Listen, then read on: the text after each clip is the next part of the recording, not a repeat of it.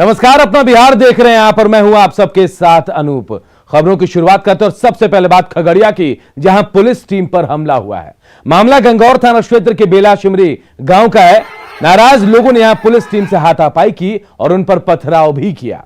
बताया जा रहा है कि कल बेला शिमरी गांव में नदी के किनारे 4 युवक बैठे थे और इसी दौरान पुलिस की गश्ती टीम को देखकर चारों युवक नदी में कूद गए। 3 युवकों को किसी तरह बाहर निकाल लिया गया, लेकिन वहीं एक युवक का शव जो आज नदी से बरामद किया गया। युवक के शव को लेकर ग्रामीण सड़क जाम कर प्रदर्शन कर रहे थे और यही इसकी सूचना पर मौके पर पुलिस टीम भी पहुंची, लेकिन यहां पुलिस टीम के ऊपर प्रदर्शनकारियों ने ही हमला बोल दिया।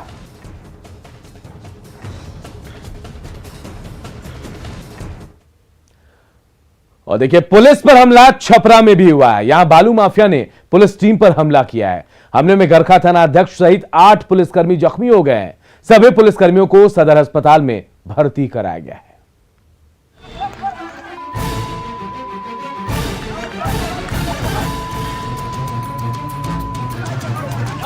जान बचाकर भागती पुलिस और पुलिस वाले को पीटते बदमाश। ध्यान से देखिए इस तस्वीर को। ये वीडियो पुलिस के गिरते इकबाल और बदमाशों की बेअंदाजी का नमूना है। तस्वीरें छपरा के अवतार नगर थाना क्षेत्र की है। पुलिस वाले बालू माफिया पर कार्रवाई करने गए थे, लेकिन बेलगाम बालू माफियाओं ने पुलिस पर ही हमला कर दिया। हमारे पास वीडियो मौजूद है। उस वीडियो में साफ तौर पर देखा जा सकता है कि पुलिसकर्मियों को किस तरह से खदेड़ खदेड़ के पीटा जा रहा है। पुलिसकर्मी अपनी ड्यूटी करने गए थे, उनकी मंशा थी बालू माफिया पर नकेल कसने की, लेकिन उन्हें पीटा गया। वहां पर कई पुलिसकर्मी जख्मी हो गए। इस पूरे घटना का वीडियो हमारे पास अब मौजूद है।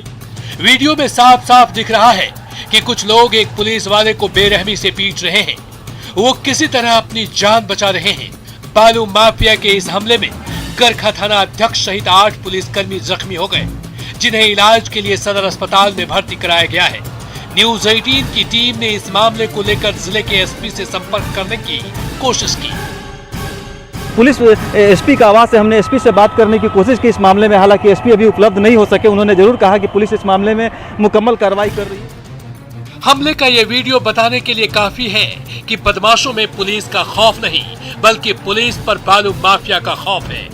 चिंता वाली बात यह है कि पुलिस पर हमले का ये कोई पहला मामला नहीं है। 24 फरवरी 2021 को सीतामढ़ी में शराब तस्करों ने पुलिस टीम पर हमला किया और पुलिस टीम को 3 घंटे तक बंधक बनाए रखा। शराब तस्करों ने मेजरगंज थाने के एएसआई दिनेश राम के पैर में गोली मार दी, जिसकी वजह से उनकी मौत हो गई। 3 मार्च 2021 को रोहतास में भी छापेमारी के दौरान शराब माफिया ने पुलिस टीम पर हमला कर दिया। हमले में 3 पुलिसकर्मी घायल हुए और गश्ती की गाड़ी को तोड़ दिया गया। 10 अप्रैल 2021 को किशनगंज के थानेदार अश्विनी कुमार की पीट कर हत्या कर दी गई। अश्विनी कुमार वाहन चोरी मामले में पश्चिम बंगाल रेड मारने गए थे। 22 अप्रैल 2021 को मोतिहारी के कोटवा में शराब तस्करों ने पुलिस टीम पर हमला कर दिया। हमले में थाना अध्यक्ष समेत 9 पुलिसकर्मी घायल हो गए। 5 सितंबर 2020 को पटना में शराब तस्कर को छुड़ाने के लिए पुलिस टीम पर हमला हुआ और एएसआई को खंभे से बांधकर लाठी डंडों से पीटा गया। छपरा सहित पुलिस पर हमला की ये घटनाएं बताने के लिए काफी है कि बदमाशों के मन में पुलिस का खौफ खत्म हो गया है और वो बेलगाम हो चुके हैं। न्यूज़ 18 के लिए छपरा से संतोष गुप्ता के साथ bureau report.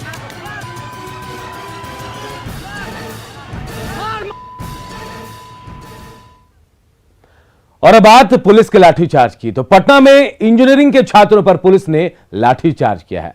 Aryabhata knowledge university के छात्र हंगामा कर रहे थे और बीटेक में प्रमोट करने की मांग को लेकर छात्र वीसी के खिलाफ नारेबाजी कर रहे थे। हंगामे को देखते हुए पुलिस मौके पर पहुंची, लेकिन हंगामा बढ़ता गया। इसके बाद मामले को शांत कराने के लिए पुलिस ने छात्रों पर लाठीचार्ज किया।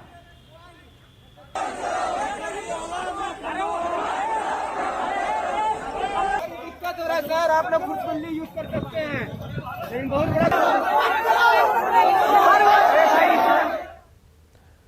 झारखंड विधानसभा में नमाज पढ़ने के लिए अलग से कमरे को आवंटित किए जाने पर इसकी सियासत जो है झारखंड से निकलकर बिहार तक पहुंच गई है। बिहार के अल्पसंख्यक कल्याण मंत्री जमा खान ने सदन में ऐसी व्यवस्था को गलत बताया, तो वहीं बिहार के शिक्षा मंत्री विजय चौधरी ने कहा कि पूजा और इबादत करने के लिए अलग सी व्यवस्था करने की जरूरत नहीं है। इन सब चीजों की चर्चा करने की जरूरत ही नहीं है। निश्चित तौर पर अगर ऐसा नमाज की व्यवस्था उन्होंने किया होगा, धरना प्रदर्शन कर रहे हो तो गलत है। जहाँ तक मेरी सरकार है, पूरे देश के अंदर यही सरकार ऐसा है जो सबको लेकर चलती है। ये सरकार हमारी पूरे देश को एक मैसेज देता है। नमाजी को जो असल मतलब से, असल मकसद से नमाजी है, उसको नमाज पढ़ने के लिए जगह की दिक्कत और किल्लत आज तक किसी ने सुनी नहीं। तो इन सब मुद्दों को इस तरीके से चर्चे में लाना ही अनुचित है। वाल्मीकि नगर से जेडीयू के एमएलए रिंकू सिंह ने अपने ऊपर लगे आरोपों पर सफाई दी है। रिंकू सिंह ने कहा कि उन्हें राजनीतिक साजिश के तहत फंसाया गया है। आपको बता दें कि मुख्यमंत्री के जनता दरबार में कुमुद वर्मा नाम की महिला ने आरोप लगाया था कि जेडीयू के विधायक रिंकू सिंह ने उनके पति की हत्या करवाई है।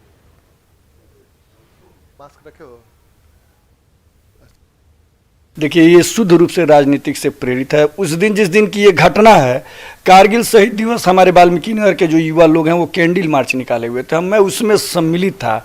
उसका सीसीटीवी फुटेज है, क्योंकि कार्यक्रम वहाँ से ख़त्म होकर, मतलब जब कार्यक्रम की शुरुआत हुई, मेरे घर के बहुत पहले से कार्यक्रम की शुरुआत हुई, मैं अपने घर के पास कार्यक्रम में सम्मिलित हुआ और उसके बाद जाके SSB कैंप, जो सीमा सुरक्षा बल का कैंप है, उस कैंप के अंदर जाके ये कार्यक्रम खत्म हुआ था। तो उससे भी जाँच कराया जा सकता है कि मैं वहाँ पर विद्यमान था। इधर आरजेडी में एक बार फिर पोस्टर वॉर छिड़ता हुआ दिख रहा है। आरजेडी के मिलन समारोह को लेकर लगाए गए पोस्टर में से तेज प्रताप यादव को गायब कर दिया गया। कार्यालय को फूलों से सजाया गया और कई बड़े होर्डिंग्स लगाए गए।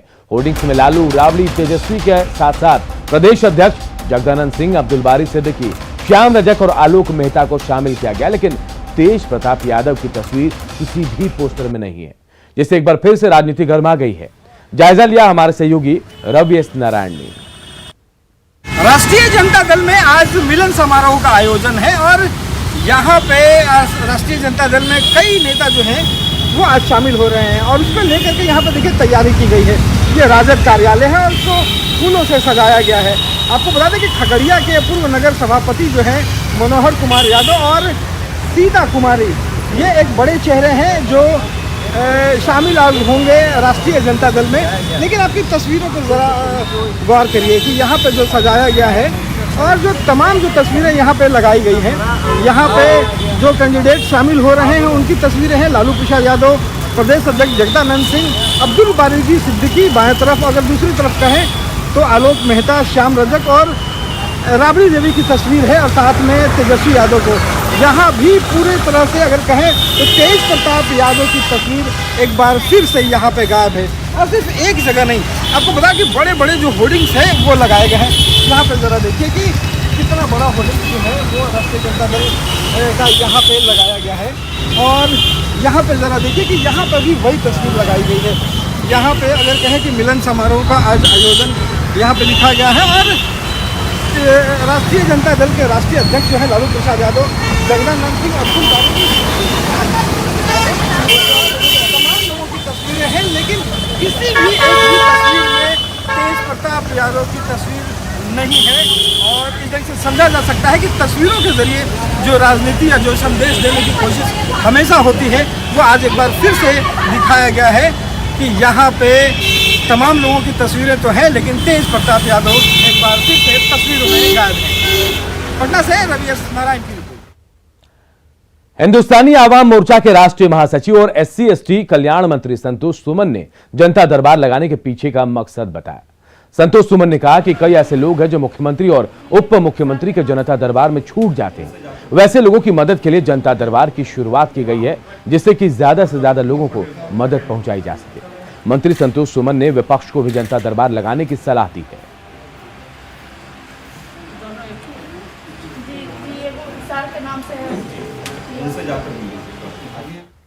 सेवा करना है, गरीबों की सेवा करना है। माननीय मुख्यमंत्री जी का जनता दरबार है, बहुत लोग छूट जाते हैं, चले जाते हैं। हम लोग ने एक प्रयास किया है कि उनसे तो मिलने के बाद समस्या का समाधान होता है, कुछ लोग उनसे नहीं मिल पाते हैं। हमने एक प्रयास किया कि हमारे पास आए, हम लोग भी जितनी हम लोग की क्षमता है और हम लोग सभी से आग्रह करके जो भी उनकी समस्याएं हैं उसको समाधान करने का कोशिश करते हैं। और अगर होने लायक हो, जो न्याय संगत हो, कानून के तहत होने लायक हो, तो उसके लिए हम लोग हर स्तर पर हर पदाधिकारी से बात करके उनको समाधान करें, ताकि जो निराश हो के बेचारे आते हैं, बहुत दूर से आते हैं, उनके साथ कुछ न्याय हो और उनको सुकून मिले कि नहीं सरकार काम कर रही है। 9 सितंबर को जेडीयू की पटना में महत्वपूर्ण बैठक होगी और बैठक में पार्टी के तमाम प्रकोष्ठ के प्रभारी मौजूद रहेंगे। बैठक में प्रकोष्ठ के प्रभारियों के काम की समीक्षा होगी और काम में लापरवाही बरतने वालों पर कार्रवाई होगी। पार्टी के नए राष्ट्रीय अध्यक्ष प्रकोष्ठ के प्रभारियों को नया टास्क भी सौंपेंगे। इस संगठन में जो है, जब हमारे माननीय राष्ट्रीय अध्यक्ष जी के निर्देशानुसार ये बैठक हो रही है, इस बैठक में जो हमारे जितने भी प्रकोष्ठ के सम्मानित अध्यक्ष हैं, प्रकोष्ठ के अध्यक्ष का हम लोग समीक्षा करेंगे कि आखिर उन्हें जो जिम्मेवारी दी गई है उस जिम्मेवारी को उनके द्वारा अभी तक की क्या काम हुआ है, क्या उनका विजन है, क्या सोच है, क्या मिशन है, सारी और संगठन का संगठनात्मक ढांचा क्या है, उन्होंने अभी तक के पंचायत स्तर तक के पहुँचे कि नहीं, खरा किए कि नहीं, हर स्तर के हम लोग उनका फीडबैक लेंगे और समीक्षा करेंगे। केंद्रीय खाद्य प्रसंस्करण मंत्री पशुपति कुमार पारस ने कहा कि बिहार के खगड़िया और मुजफ्फरपुर में मेगा फूड पार्क बन रहा है, जिससे किसानों को फसल की सही कीमत मिल सकेगी। मंत्री ने कहा कि खगड़िया के मानसी का मेगा फूड पार्क करीब 75% बनकर तैयार है, जबकि मुजफ्फरपुर में भी जल्द ही काम शुरू होगा। उन्होंने आज देश के 5 फूड प्रोसेसिंग यूनिट का लोकार्पण भी किया। इसमें से 3 गुजरात, 1 असम और 1 कर्नाटक में है। देखिए, खगड़िया जिला में मानसी में, और वो बहुत दिन से उसमें कार्य प्रगति पर है। अभी तक जो मुझको जानकारी मिली है, जो मैंने रिपोर्ट मंगाया और देखा है कि लगभग 70 से 75% वहाँ काम हो चुका है, लेकिन यूनिट नहीं लगा है। यूनिट शायद 1 या 2 यूनिट ही अभी तक आया है। और अक्टूबर में हम जाएंगे भी वहाँ, अक्टूबर में जाएंगे वहाँ और देखेंगे कि उसमें कहाँ क्या कमी है। जो कमी विषय होगा उसको हम लोग विभाग के द्वारा उसको हम लोग प्रयास करेंगे कि इस वित्तीय वर्ष में वो बन के तैयार हो जाए। दूसरा, जो मुजफ्फरपुर में अभी स्वीकृत हुआ, अभी काम शुरू नहीं हुआ। बिहार में बाढ़ से नुकसान का आकलन करने के लिए केंद्रीय टीम बिहार पहुंची है। कल केंद्रीय टीम ने जहां दरभंगा के बाढ़ प्रभावित कुशेश्वर स्थान का जायजा लिया, तो वहीं आज केंद्रीय टीम भागलपुर के नवगछिया पहुंची और निरीक्षण किया। कल पटना पहुंचने के बाद केंद्रीय टीम ने सबसे पहले आपदा प्रबंधन विभाग के साथ बैठक की थी, जिसमें बिहार सरकार की तरफ से बाढ़ के हालात पर प्रेजेंटेशन दिया गया। बिहार सरकार ने बाढ़ से हुए नुकसान की भरपाई के लिए केंद्र से 3,781 करोड़ रुपए की मांग की है। तो बिहार में केंद्रीय टीम पहुंची है बाढ़ का आकलन करने के लिए। 3 तस्वीरें आपको दिखा रहे। कल पटना में तमाम आपदा प्रबंधन विभाग के अधिकारियों के साथ बैठक हुई टीम की, तो वहीं आज भागलपुर का दौरा कर रही है केंद्रीय टीम। तो वहीं कल दरभंगा में भी जायजा लिया गया था बाढ़ का। मुजफ्फरपुर के एसकेएमसीएच में इस साल अब तक 70 बच्चों में एईएस की पुष्टि हुई है। साथ ही केजरीवाल अस्पताल में भी 3 बच्चों में बीमारी की पुष्टि हुई। इसके अलावा एक बच्चे में जापानी इंसेफ्लाइटिस की भी पुष्टि हुई। एसकेएमसीएच के शिशु रोग के विभाग अध्यक्ष ने बताया कि पीड़ित बच्चा पूर्वी चंपारण के रामनगर का रहने वाला है। इसकी जांच के बाद जापानी इंसेफ्लाइटिस की पुष्टि हुई है।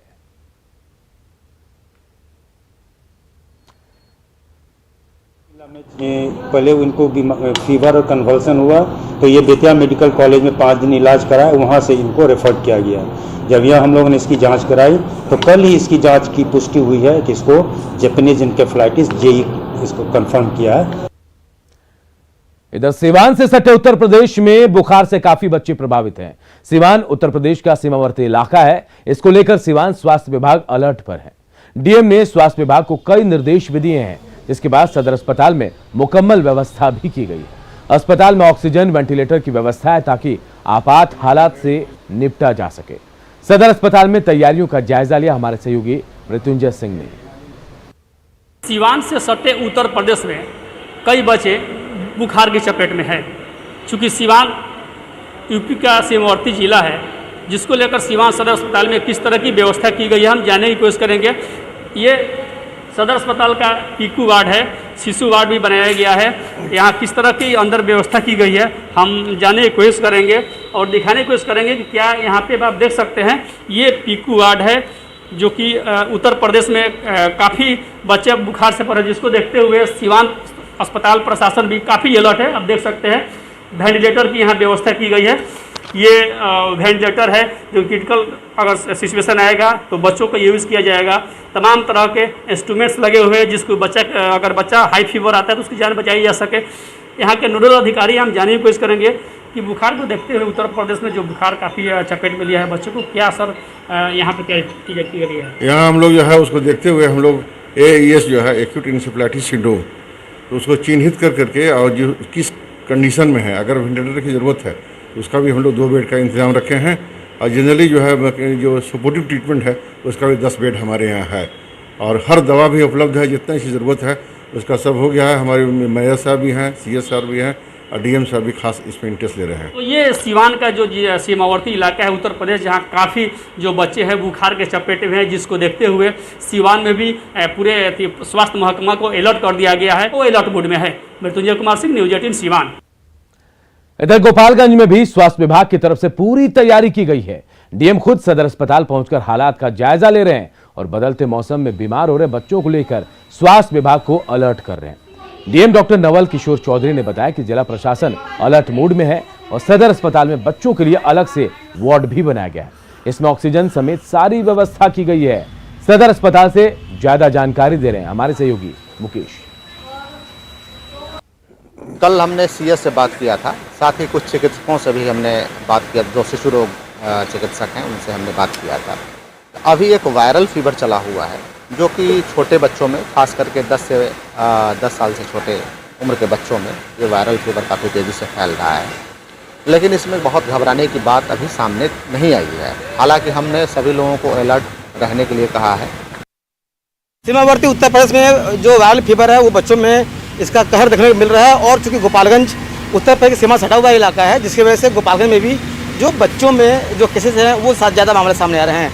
गोपालगंज DM डॉक्टर नवल किशोर चौधरी का कहना है कि अभी वायरल फीवर जो है खासकर बच्चों में ज़्यादा इसके मामले आ रहे हैं और अभी हम आए हैं ग्राउंड रिपोर्ट ये दिखाने के लिए कि गोपालगंज में जो SNCU वार्ड है, इस SNCU वार्ड में वैसे बच्चों को रखने का है और बच्चों का यहाँ इलाज चल रहा है और बताया जा रहा है कि यहाँ पर टोटल 15 बेड हैं, जिसमें से कि 13 बच्चों को जो है एक रूम में रखा गया है और कुछ बच्चों को थेरेपी दिया जा रहा है। देखें यहाँ पर कि SNCU वार्ड में यहाँ पर जो बच्चे हैं, बच्चों के लिए जो यहाँ पर जो केयर टेकर हैं, जो नर्सेज हैं और जो मिस्टर्स हैं वो यहाँ पर हैं और बच्चों का केयर कर रही हैं। तो गोपालगंज में बच्चों के लिए खास तैयारी की गई है ताकि जो इमरजेंसी में जो बेड हैं पर्याप्त बेड की व्यवस्था किया गया है। DM का दावा है कि यहाँ पर ऑक्सीजन की कोई कमी नहीं है, बेड की कोई कमी नहीं है। तो इस तरह से गोपालगंज जो जिला प्रशासन है और जो स्वास्थ्य विभाग है वो बच्चों की बीमारी को लेकर अलर्ट है और ख़ासकर यहाँ पर जो है खास तैयारी की गई है। देखिए यहाँ पर कि जो बच्चे हैं, इन बच्चों का जो है यहाँ पर इलाज चल रहा है। अभी टोटल कितने बच्चे यहाँ पर एडमिट हैं? 15। तो किस तरह की बीमारी भी आ रही है बच्चों के अंदर? जो है प्रीनेटिव आते हैं, LBW आते हैं, सारे टाइप के पेशेंट आते हैं, सीजर वगैरह होते हैं, उनको भी एडमिट किया जाता है। ओके, तो अभी कितने बेड है यहाँ पर जो बच्चों का जो 13 बेड है। 13 बेड है और ऑक्सीजन ये सब की मात्रा जो है वो सब कुछ अवेलेबल है। बच्चों के लिए जो यहाँ पर खास तैयारी की गई है और बच्चों के लिए पर्याप्त बेड की संख्या है, ऑक्सीजन भी पर्याप्त है। यानी कि गोपालगंज जिला प्रशासन बच्चों की बीमारी को लेकर अलर्ट पर है और यहाँ पर खास तैयारी भी की गई है। मुकेश कुमार, न्यूज़ 18 गोपालगंज। विज्ञान के इस युग में भी जमुई में एक ऐसा मजार है जहां अंधविश्वास की बेड़ियों में इलाज को जकड़ा गया है। अंधविश्वास में इलाज के नाम पर मजार पर मानसिक रूप से बीमार मरीजों को बेड़ियों से बांध कर रखा जाता है। न्यूज़ 18 संवाददाता किसी कुंदन ने जायजा लिया। जमुई जिले के सदर प्रखंड के अमरथ गांव का एक मजार है और मजार पर देख सकते हैं कि मानसिक बीमार का इलाज यहाँ पर किस तरह से हो रहा है। देख सकते हैं यहाँ पर कि जंजीर और बेड़ियां लगाकर रखा गया है और यह स्थिति है कि यहाँ पर इस तरह से इलाज किया जा रहा है। अब देखा जा सकता है और कहा जा सकता है कि अंधविश्वास की जड़ें कितनी मजबूत है। सामने तस्वीर है और यह केवल एकमात्र ऐसा मरीज नहीं है जो मानसिक बीमार है जिसका इलाज इस तरह से किया जा रहा है। हम तस्वीर और पीछे हम दिखाना चाहते हैं कि एक और शख्स है, उसमें के पैर में देख सकते हैं कि बेड़ियां लगी हुई है और ये भी मानसिक बीमार है। और अगर बगल में हम दिखाना चाहेंगे तो एक और शख्स है जो मानसिक बीमार है और उसके पैर में भी बेड़ियां लगाई गई हैं। कहने का मतलब कि बेड़ियां लगाकर जंजीरों में जगड़ कर यहाँ पर रखा जाता है वो इसलिए कि इनका स्वास्थ्य ठीक हो जाए। हालांकि विज्ञान का समय है, अस्पताल बनाए जा रहे हैं हर जगह, लेकिन अस्पतालों में इलाज के बदले यहाँ पर इस तरह से मानसिक बीमार लोग हैं उनका इलाज किया जाता है। और यहाँ पर बता दें कि ऐसा सैकड़ों सालों से चलते आ रहा है, जहाँ पर लोग आकर इलाज कराते हैं और यहाँ पर इनको इस तरह से रखा जाता है। हमारे साथ एक शख्स है, इनसे पूछना चाहेंगे कि अच्छा एक बात बताइए कि बेड़िया क्यों लगा के रखा जाता है?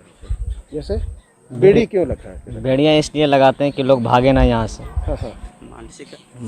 जिसका दिमाग खराब हो जाता है वो यहाँ से मतलब हाँ शैतानी वसवसा जिसके अंदर होता है वो यहाँ से निकलना चाहते हैं।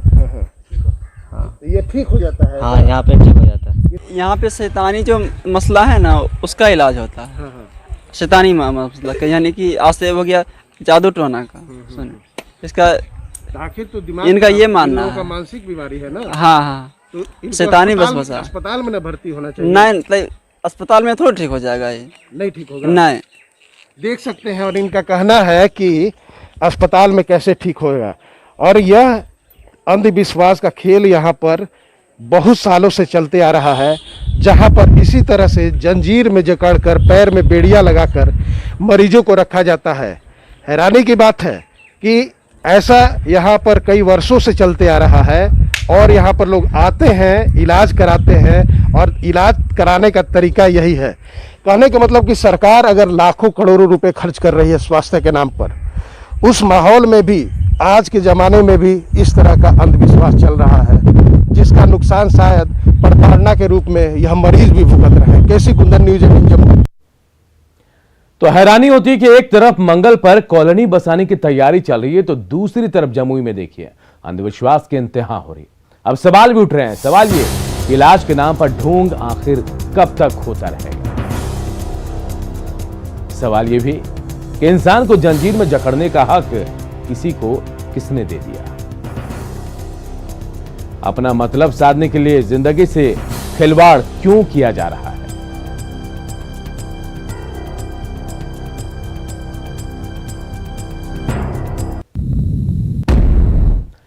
चड्डी बनियान पहनकर तेजस राजधानी एक्सप्रेस में सफर करने वाले जेडीयू विधायक गोपाल मंडल का सीसीटीवी फुटेज सामने आया है। फुटेज में साफ दिख रहा है कि जेडीयू विधायक चड्डी बनियान में आराम से घूम रहे हैं ट्रेन में महिला यात्री भी दिख रही हैं। सहयात्री के टोकने पर गोपाल मंडल का शोर भी सुनाई पड़ रहा है। तस्वीर को देखकर लग रहा है कि कुछ लोग उन्हें शांत कराने की कोशिश भी कर रहे हैं। हल्ला सुनकर ट्रेन में स्कॉट कर रहे आरपीएफ के जवान मौके पर पहुंचते हैं और मामले को शांत कराते हैं। हालांकि इस मामले में विधायक गोपाल मंडल समेत 4 लोगों पर अलग अलग धाराओं में केस दर्ज किया गया है। आरा जीआरपी पूरे मामले की छानबीन कर रही है और जल्दी ट्रेन में सवार लोगों को गवाही के लिए बुलाया जा सकता है। आपको बता दें कि 3 सितंबर को विधायक गोपाल मंडल तेजस राजधानी से दिल्ली गए थे।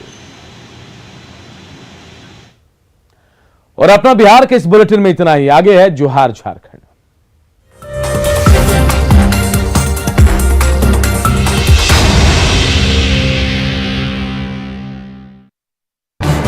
इस न्यूज हेडलाइंस के प्रायोजक पेट सफा